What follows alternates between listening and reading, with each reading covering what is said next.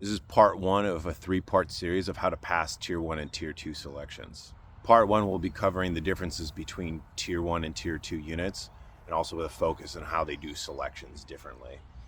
First, to cover my background, I'm former Special Forces, a Tier 1 operator, and after I passed selection, about 4 years after I passed selection, I had the honor and the privilege to actually be a cadre / instructor for a Tier 1 selection. So I got to see, not only I was behind the scenes, and I got to see actually how these selections work from the backside.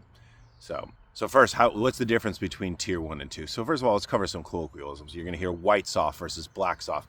Your white soft is your Tier 2 guys, which is your Rangers, your Special Forces, your Marsoc Raiders, your Marine Force Recon, and your SEALs. Quick caveat with SEALs. There's 2 types of SEALs. There's 2 levels of SEALs. You have your JV SEALs, your varsity SEALs, your white side SEALs, your black side SEALs. Most SEALs that you meet, whether it's any SEAL team other than SEAL Team 6, are your white side SEAls, your vanilla SEAls. We also commonly refer to them as the JV SEAls.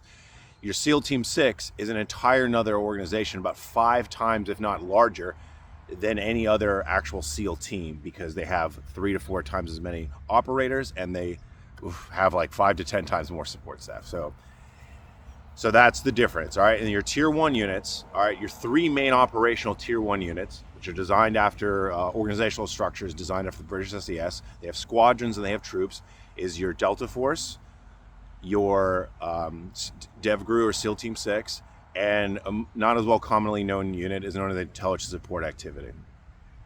And there are a couple adjacent units, like the 24th STS, which is your Air Force Special Operations. They have your JTACs, they have your TACPs, your Forward Air Controls, your Pararescue.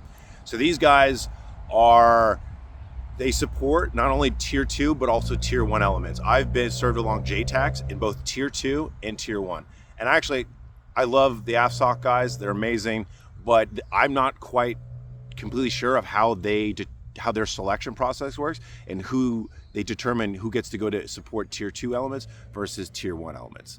So the biggest difference between Tier 2 and Tier 1 selections is all your whites off your Tier 2. Their selections are going to be where they're yelling at you, they're screaming at you, they're getting in your face, they are trying to break you mentally, and they have a lot more team-oriented events. Tier 1, they actually don't yell at you. They don't give you any negative reinforcement, but they don't give you any positive reinforcements. And I'll talk more later at the Tier 1 selection video of why that is. And then also almost all their events are completely individual. You have very few to no team events in the Tier 1 selections. And also another colloquialism that we're going to commonly hear is about assaulters or operators.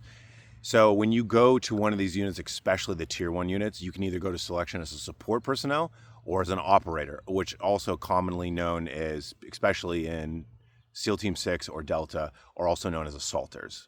So these are your operators, these are the guys who are on the ground, who are doing the main stuff, and then everybody else is essentially a support personnel.